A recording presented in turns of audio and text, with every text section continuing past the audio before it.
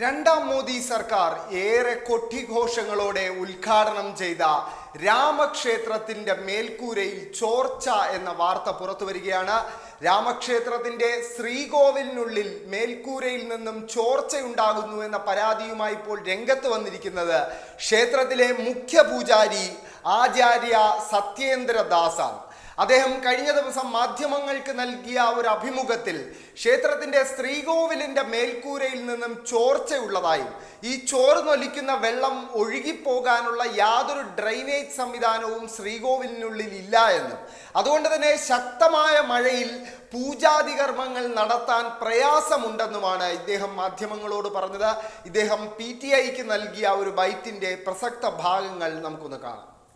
लेकिन ये किसी को ज्ञान नहीं रहा कि पानी बरसेगा तो वह छत जो है वो चूएगा, ऐसा किसी को ज्ञान नहीं है. पहले भी बरस रहा, थोड़ा बहुत बरसा तो थोड़े बहुत, इतना नहीं हुआ. जब अब की वर्षा हुई, जितना पानी गिरा अंदर में, वो बहुत ही आश्चर्यजनक रहा. ഇപ്പോൾ ഈ പൂജാരിയുടെ ക്ഷേത്രത്തിലെ മുഖ്യ പൂജാരിയായ ആചാര്യ സത്യേന്ദ്രദാസിന്റെ ഈ ആക്ഷേപത്തിന് മറുപടിയുമായി ക്ഷേത്രത്തിന്റെ നിർമ്മാണ കമ്മിറ്റി ചെയർമാൻ രംഗത്ത് വന്നിട്ടുണ്ട്. അദ്ദേഹം പറയുന്നത് ക്ഷേത്രത്തിന്റെ പണി ഇനിയും പൂർത്തിയായിട്ടില്ല എന്നും ശ്രീകോവിലിന്റെ അടക്കം പണികൾ ഇനിയും ബാക്കിയുണ്ട് എന്നും അത് പൂർത്തിയാകുന്ന അവസരത്തിൽ ഈ ചോർച്ച താനെ അടയുമെന്നുമൊക്കെയാണ് ഇദ്ദേഹം വിശദീകരിച്ചിരിക്കുന്നത്. അതായത് 2024 ജനുവരി 22 രാമക്ഷേത്രത്തിന്റെ പ്രാണപ്രതിഷ്ഠ നടക്കുന്നതിന് മുൻപായി പ്രതിപക്ഷവും വിവിധ ശങ്കരാചാര്യന്മാരും രാജ്യമെമ്പാടും ഉയർത്തിയ ആക്ഷേപം ശരിയാണെന്ന് അവസാനം ക്ഷേത്ര നിർമ്മാണ കമ്മിറ്റി ചെയർമാൻ തന്നെ സമ്മതിച്ചിരിക്കുകയാണ്. അതായത് രാമക്ഷേത്രത്തിന്റെ പണി ഇനിയും പൂർത്തിയായിട്ടില്ല.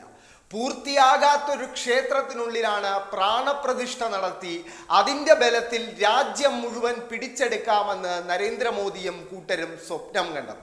നമുക്കറിയാം, തെരഞ്ഞെടുപ്പ് ഫലം പുറത്തു വന്ന ഘട്ടത്തിലും രാമക്ഷേത്രവും അതിരിക്കുന്ന ഫൈസാബാദ് ലോക്സഭാ മണ്ഡലവും ഏറെ ശ്രദ്ധ നേടിയിരുന്നു.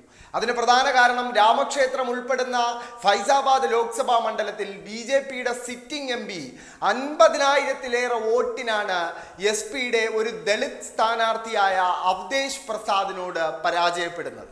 BJPയുടെ ശക്തി കേന്ദ്രങ്ങളിലൊന്നായ അയോധ്യയിൽ രാമക്ഷേത്രത്തിന്റെ ഉദ്ഘാടനത്തിന് ശേഷവും BJP പരാജയപ്പെട്ടു എന്നത് വലിയ വാർത്തയായി എല്ലാ മാധ്യമങ്ങളും നൽകിയിരുന്നു.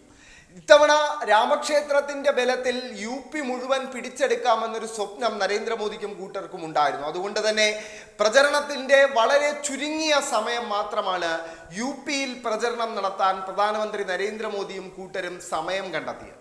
പക്ഷേ രാമക്ഷേത്രം ഒരു ഗുണവും ചെയ്തില്ല എന്ന് മാത്രമല്ല, BJP അതിൻ്റെ സിറ്റിംഗ് സീറ്റുകളിൽ പോലും പരാജയം നുണയുന്ന കാഴ്ച തെരഞ്ഞെടുപ്പ് ഫലം പുറത്തു വന്നപ്പോൾ നമ്മൾ കണ്ടു. 2024 തെരഞ്ഞെടുപ്പ് ഫലം പുറത്തു വന്നപ്പോൾ BJPയേക്കാൾ വലിയ പാർട്ടിയായി SP മാറുന്ന കാഴ്ച ഉത്തർപ്രദേശിൽ നമ്മൾ കണ്ടു. SP-ക്ക് 37 സീറ്റുകളിൽ വിജയിക്കാനായപ്പോൾ BJPക്ക് വെറും 33 സീറ്റുകൾ കൊണ്ട് തൃപ്തിപ്പെടേണ്ടി വന്നു. SP-യുമായി സഖ്യത്തിൽ മത്സരിച്ച കോൺഗ്രസിനും 6 സീറ്റുകളിലേക്ക് അവരുടെ ടാലി ഉയർത്താൻ സാധിച്ചു എന്നത് നിർണായകമാണ്.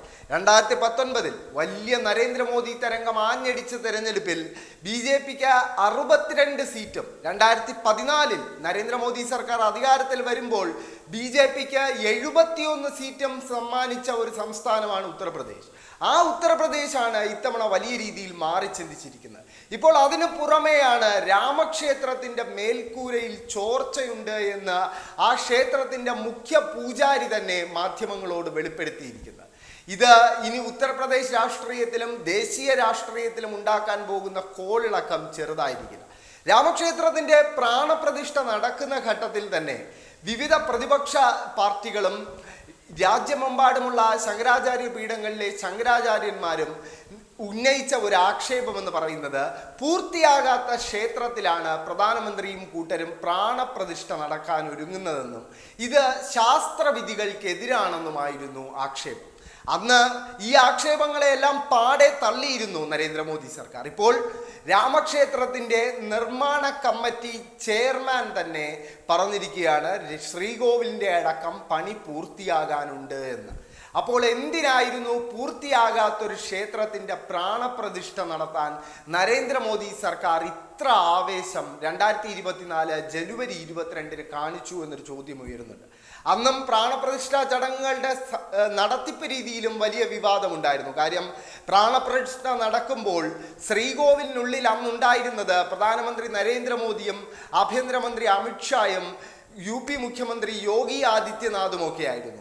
രാഷ്ട്രീയക്കാർക്ക് എന്താണ് ഒരു പ്രാണപ്രതിഷ്ഠ നടക്കുന്ന ക്ഷേത്രത്തിൻ്റെ ശ്രീകോവിലിനുള്ളിൽ കാര്യമെന്നൊരു ചോദ്യം അന്ന് തന്നെ പലരും ഉന്നയിച്ചിരുന്നു.